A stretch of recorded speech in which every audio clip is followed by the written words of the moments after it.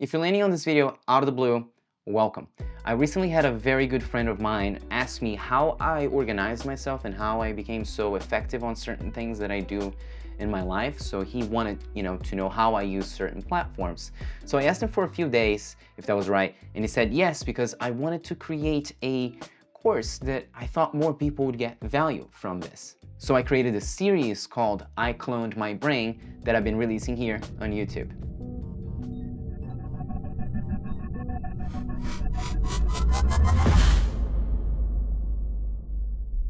In this video, I'm going to be talking to you about, you guessed it, how I keep track of my personal finances. And it's pretty rough that not a lot of people talk about, the actual hands-on of keeping track of your finances. You see people like, hey, you should keep track of it. But like, what does that look like? What does that what is the process of writing stuff down look like? And just a disclaimer, the information on this video is not intended as financial, legal, or tax advice. It is purely created for your own entertainment purposes. Without further ado, let's talk money.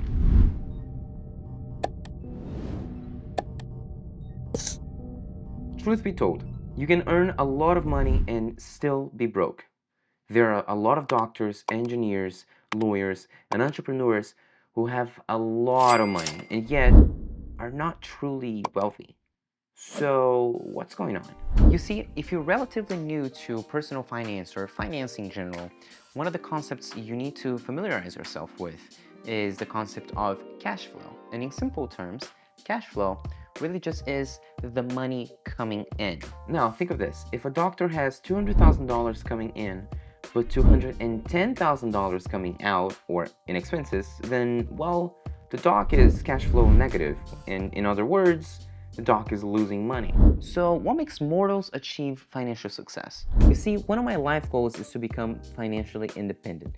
That means that I'm hoping to earn enough passive income that is enough to support myself. Passive income is for when you earn money for not necessarily doing one thing. It's not tied to a specific effort that you're putting towards that money.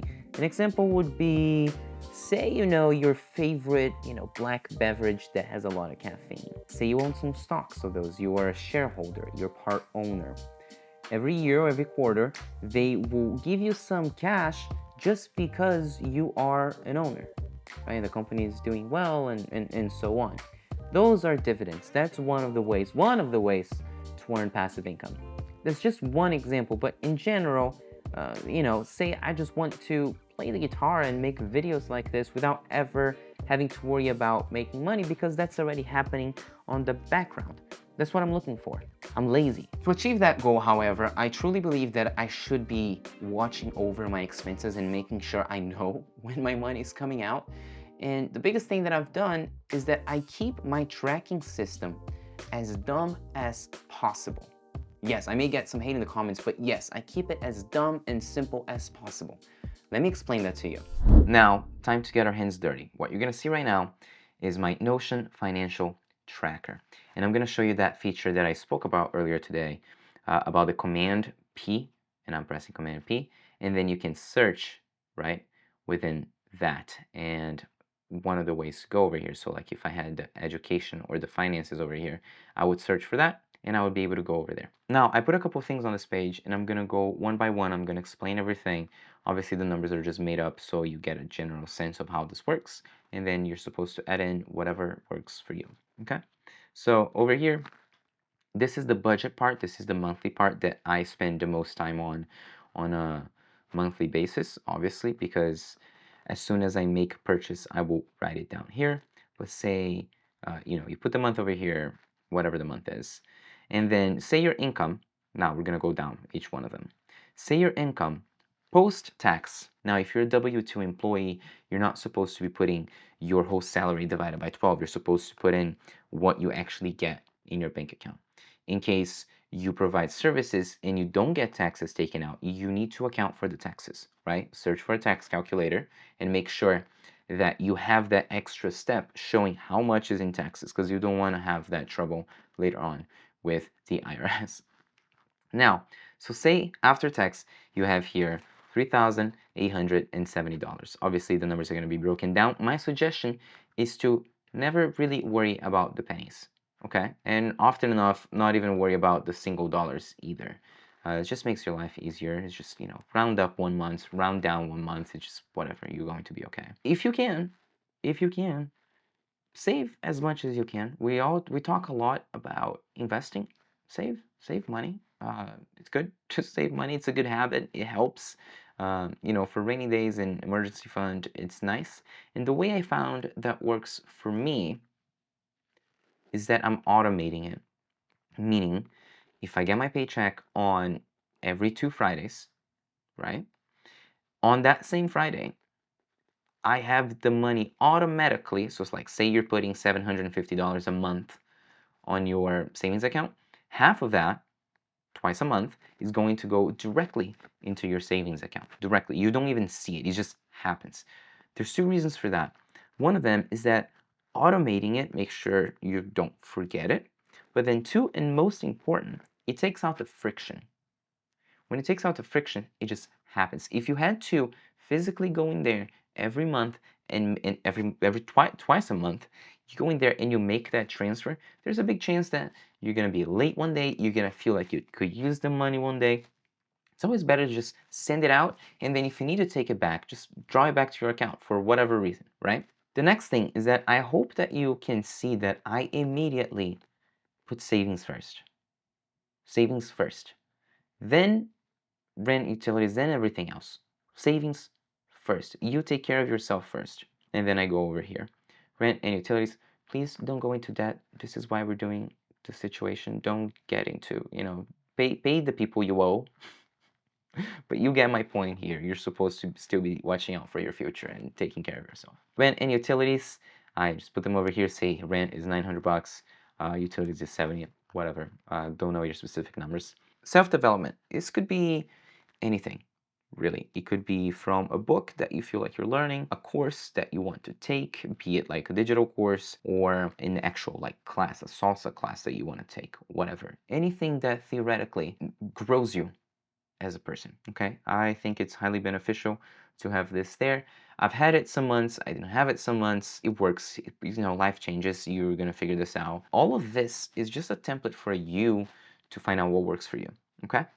Now, subscriptions and installments, and I left this over here to give you an example of how I navigate this. Installments are things that, say you bought an iPhone and then you're paying over 12 months with Apple.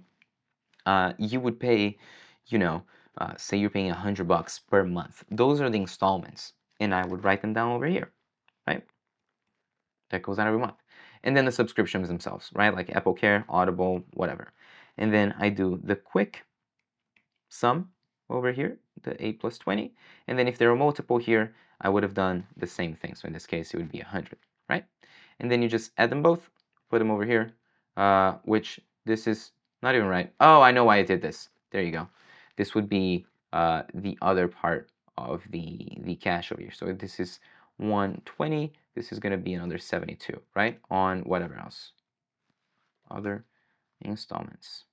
Now, gym and fitness, whatever works for you. Exercise is good for you. Do some exercise. It helps a lot, especially with, your mental health too. Not a lot of people talk about this.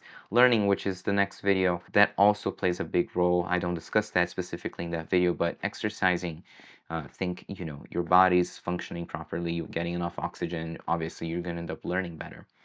Now, groceries, health, hygiene, I keep them combined just because it has worked for me. So like if I need to buy conditioner, shampoo, if I need to go to the doctor's to get my teeth cleaned, whatever, and groceries, I put them all over here.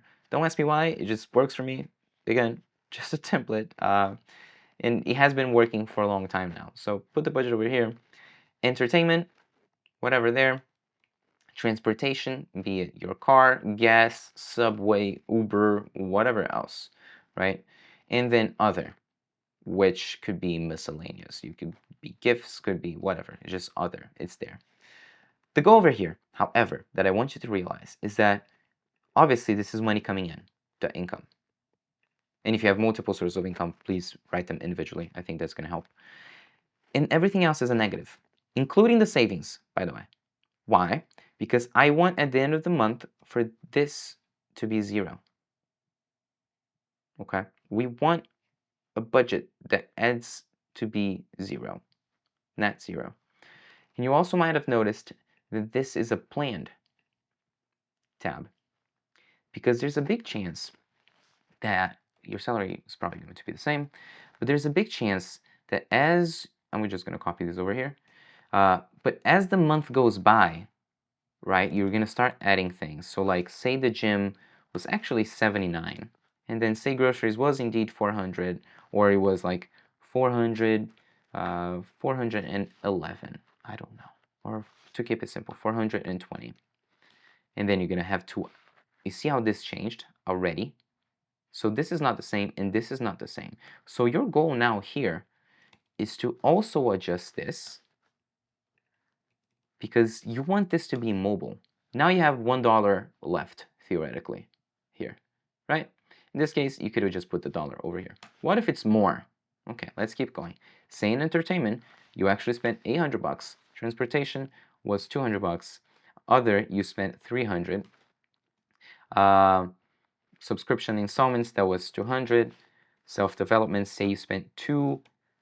And here's a good example. Say you buy a course, so you're gonna do like 79 course on meditation. I don't know, okay? And then you do 16 bucks on book, whatever book, right? It's 85, 95. You're gonna do $95 here. Every month, so like now that the days go by and you're going, you go to, let's see, you go to a coffee shop. Let me pull this out. And I put my coffee on entertainment, by the way. Kind of quirky. Any restaurant situation that goes on, I put it over here. So like say I went to a coffee shop that I spent $6 on a cappuccino. Coffee at and I'll do like the date. Say, I don't know, say today is January 1st of 2027. I don't know. Oh yeah, in the US you guys do it backwards, so it has to be everything here. 2027. I don't know. But you obviously wouldn't need the year here. I would get out of the coffee shop, get my coffee, or as I'm making the purchase, I would pull up my phone because Notion is on your phone too, or your tablet and everywhere, and I would immediately write this down, and I would put over here 6. Next time I do that again, but now say I'm buying my favorite Mexican spot, favorite Mexican food, or Brazilian food, because I haven't had Brazilian food in a while, and it was 12 bucks. Right? And that was on the 3rd, just out of curiosity. And then 12 here, we're gonna do 18. You do the math quickly, and you add this up. Say at the end of the month, this turned out to be 800 bucks. Now, say rent and utilities were about the same, your savings were about the same. Theoretically, on this budget here, you have $56 left. However, you need to go back and revise this stuff. So what is different here? So this is 95. This was the same, this was the same, this was the same. This was 800. Then here you had 200. And over here you had 300. Now you have 56 bucks. What would I do with this money? If it's at the end of the month, save it. Or at that point, you already done the saving. I would particularly save it. I would try to save it. But you already done your saving. Like theoretically, that portion of your life has already been taken care of. You can give yourself some fun money. Like go out, take yourself out for drinks. I don't know. Or take a friend out for drinks. That's a good one. Call your friend. Hey, drinks on me tonight. Whatever. And drinks with Manny because, you saw my friend there. That's it. That's done. That's your budget. That's the idea here. Hey there, if you're anything like me and you hate when YouTube put those 30-second ads in your videos that get you totally distracted, much like this one, which is why I'm trying to make it at least entertaining to you, I created this course to be a pay whatever you want format in which you're not going to have any ads or any distractions, and I put that on the platform, and I did it like a pay whatever you want one to, allow you to just put a couple dollars or whatever you think it's fair if you want to, show that you care for this stuff and you want to keep the lights on here, but you also get a PDF with all the summaries and all the information that you've seen over here, as well as access to the Unsunk community, which is a place that you get to see and meet other people that are like-minded in the sense that they want to be very careful with their time and they want to, live life intentionally. So if that's you and that sounds interesting, go over there. I will love you regardless. Take care. Back to the video. Okay, now we're done with this budget part, and I'm going to introduce you to how I track my net worth and my overall big picture and how I stand and where I stand financially.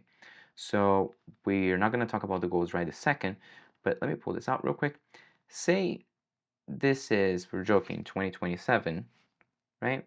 And you're keeping track of your finances over here. And every month, I obviously have it just for this month here, but every month you would go down and you would do this exercise that we're about to do, and you'd come out with a number over here. And you'd get to see, this is an example that I created for the net worth, but I created this way because look, it's 10K here, it's 9K here, 12, 13, so going up 20, then it goes down again, then it goes to 22, and you could go, whatever, you could go back to 20, and then 23 and 25.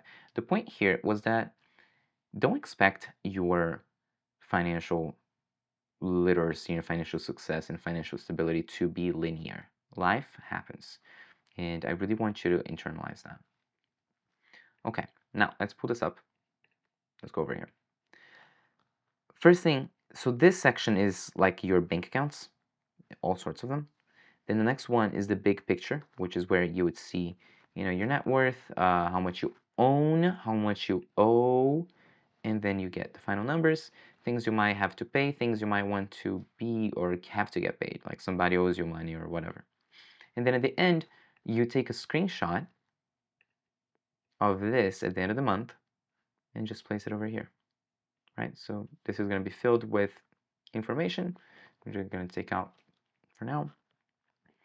Over here, so you would go on your bank account, say it's Bank of America, and you put the balance over there. Then your savings account on also Bank of America, in this case, whatever, also put it over there. Your emergency fund. This is a high yield savings account. I use Marcus, has worked for me. And that is where I put my emergency fund. So the money that you're pulling from the savings over here, you would put that there, right? And you just leave it there. HSA, if you have that, Roth 401k, if you have that. Usually for Roth 401ks, you might have a vested and a non-vested part, which is going to play a role later on. Vested just means you currently own the money. So if you were to leave the company right now, you'd have that money. Non-vested, if you were to leave right now, you would not owe that money. You'd not be owned. Well, you would not own that money, meaning you need to stay in the firm for a few more years for that money to become yours. Then, if you have anything in cash, so everything up until this point was positive. And now we're coming to the negatives, right? Which is the stuff that you owe. So say you have a credit card statement that's due on the 4th. Now, and be very careful with the words here just so you understand this. You always want to pay off your credit card. Always. Don't, like, credit card debt is a problem because the interest rates are ridiculously high. Now, there is scenarios, and there have been in the US, this was very common in Brazil, and then it got to the US recently, that you can pay monthly for stuff, like installments. So in those cases, there's a big chance that your credit card balance will run like this and like $780, but only 120 in statement this month, just because of this installment situation. You want to understand this on your own. You want to do your own research. Call the company if you don't really get this stuff. But the idea is that like you might owe 780 bucks, but this month you only need to pay 120 to be okay and not pay any fees and like be perfectly fine without having to owe anything further. No fees, no anything else. Okay. If you have credit cards like that, if you have balances like that, so like the Apple credit card is like that, right? You can 12 months or 6 months to pay for stuff, and you pay like a certain amount, and that's kind of how that works. My goal over here was that like I wanted to do what does it do this month? What do I need cash for right this month? And what is more long term? So in this case, this credit card has 780 bucks overall. So I owe 780 bucks in this case. But this month, only 120. This is going to play a role in a little bit. The next part is that you have a credit card, like the Apple card, that this month you only need to pay 100, but the total owed is 480, and you do the as of. And then there's the breakdown, like in this case, we had the Mac, and we had the whatever else, the computer, the Mac and the phone, right? And you have 3 months left and 6 months left. The reason I did them differently here, so like you can see that this one is that you own this month, this one is the overall, is because there's also the chance that you opened the credit card, or like say the credit card statement closes and you have to pay that much. It's like 400 bucks, I don't know. But then you don't have to pay right this second. The statement closed and that's the amount I have to pay. And now you keep going, like you paid 400, and now you keep incurring expenses for your, just like you normally would, past that date. That extra amount is going to go on the following statement, right? So you don't need to pay that extra amount right now. You're going to end up paying on the next month, which creates this exact situation that I was telling you about. If you don't fully get it, please do more research on this. It's very important that you understand. Again, this is information that's important to know. It's not any investment advice. It's more like, hey, this is how things work. Now, say you have all this, and now you have over here, and you want to get your big picture part. Total assets, anything that's positive, including the non-vested and the cash, you're going to add up, and you're going to put it over here. Okay? I am not going to do that because you can do math. Vested assets is everything minus the not vested. So whatever that amount was, whatever the amount was over here, minus 2,500 because it's a non-vested. Okay? Liquid assets. Money you have access in a week. So in this case, cash. Nothing on the 401k because you don't want to pay the fees there. The HSA, not really, unless you have constant medical bills and you use that a lot. I don't consider it for myself. Emergency fund, that's in. Savings, which is just a regular savings account, doesn't yield a lot. In. Normal, in. So normal, savings, cash, emergency fund, those four. Liquid, I'll put them here. Short-term liabilities. Liabilities is just a fancy word for stuff you have to pay, right? Assets is stuff that you owe, and then liability is stuff you have to pay. Short-term liabilities, the goal here is for you to find what is due this month. So in this case, short-term, you need to pay this, and you need to pay this. And there's a big chance that you'd have more credit cards and more things going on. Total liabilities is the bigger picture, is this whole thing and this whole thing. I do not discount the monthly part. I just do overall. I actually just do the full amount. You could argue that is double counting, but I want to get an actual picture of right this second, right? And then I do short-term net worth, which is just liquid minus short-term. And I explain over here. And then the net worth, which is the total assets minus the total liabilities.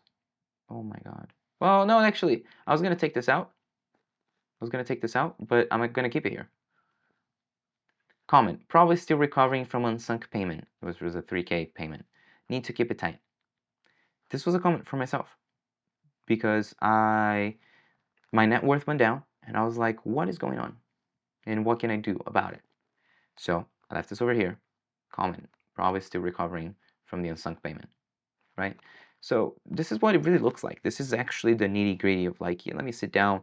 And those are the moments that I was telling you about. So important to do it automatically or to do it manually, not automatically, to do it manually because you see this shit. You're like, fuck, like I don't know if I can say that, but you're like, okay, what's going on? What have I done?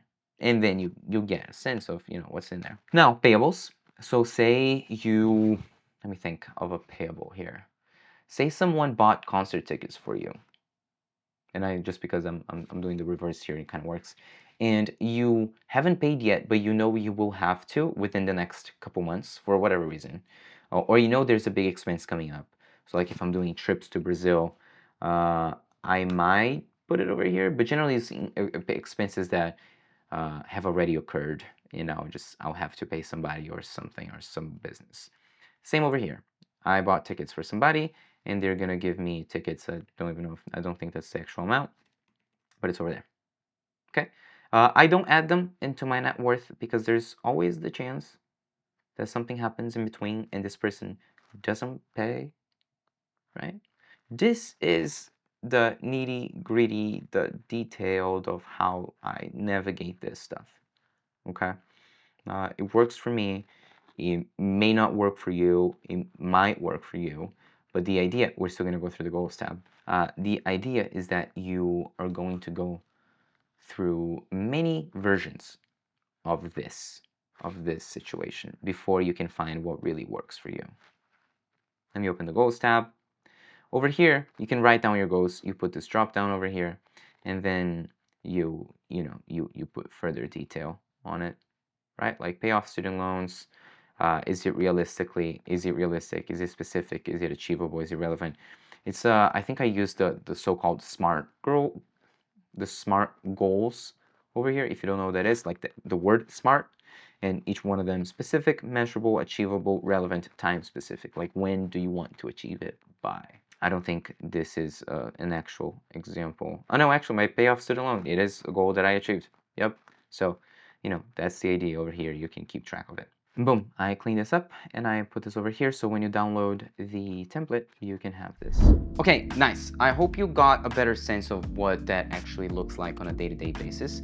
And I've been perfecting and changing this system that I showed you for a few years now, and it works very well for me, and I expect you to find what works for you. Again, it's personal finances. It's your finances. It should make sense to you. And I seriously think that it means so much more than any of those automated systems, because now you're taking the wheel on your financial life. Writing everything down reminds you when you make dumb purchases, right? You are 2 days later, a day later, a week later, when you're writing that purchase down, you're like, gosh, that was really dumb. That, I think, has been one of the main drivers of my financial maturity, right? My growth in my personal finances. Okay, I hope you're ready for the next video, because that is the one that I'm going to be talking about how I graduated my master's program twice as fast as my peers. And I'm going to be giving you all the tricks and softwares and ideas that I used over there.